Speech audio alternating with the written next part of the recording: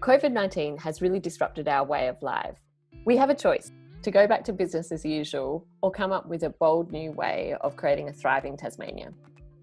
For this online gathering of Tasmanians, we used an approach called appreciative inquiry to explore the topic: how do we emerge stronger and shape a thriving Tasmania?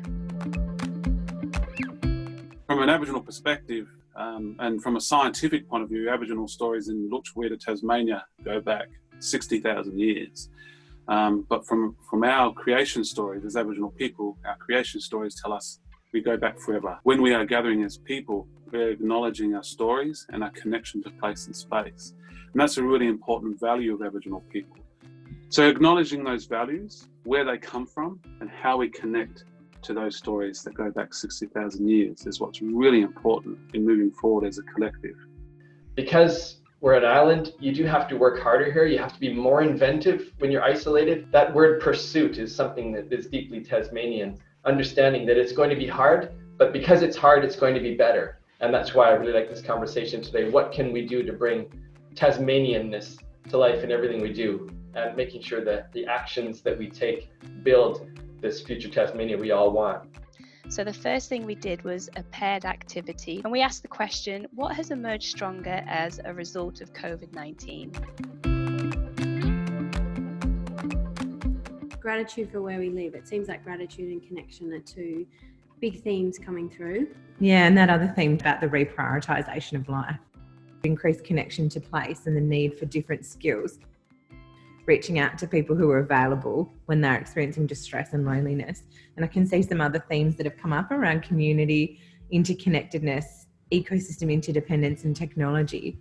Loving the foundation and less busy with shifting priorities. Connection to local producers and sourcing local, more meaningful contributions into community. The second stage was around dreaming, where we asked people, if you could have one wish to create a thriving Tasmania, what would it be? These were the thoughts which emerged from that discussion. I see primacy of nature coming through, some sustainability measures putting their carbon neutral, or even better, being carbon negative, empowering communities locally. Equitable society where people can feel they belong. Transparency and accountability of government. And some interesting threads coming through around cooperative politics, collaboration, decision making local to global.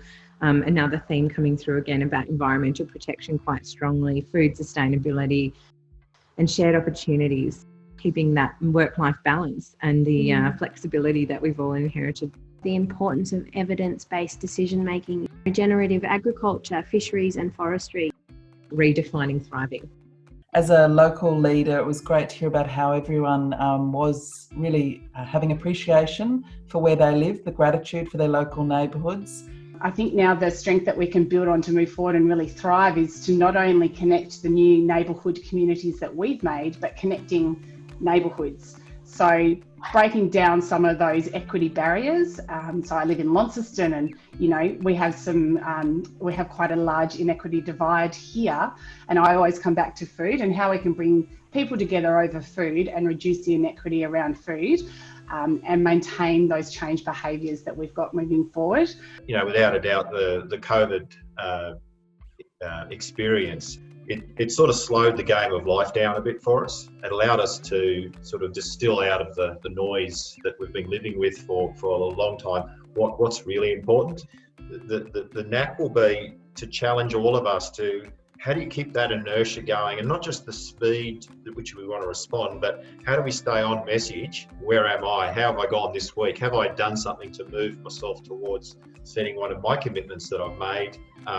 Or am I starting to get drawn back into that world of speed and noise and, where it all seems to get a bit lost? My hope is that we continue to do this. This is a model of how to create and activate community. So we continue to do this, we build on it, so that we Tasmanians will be honest, collaborative and courageous, making decisions and changes for a good future.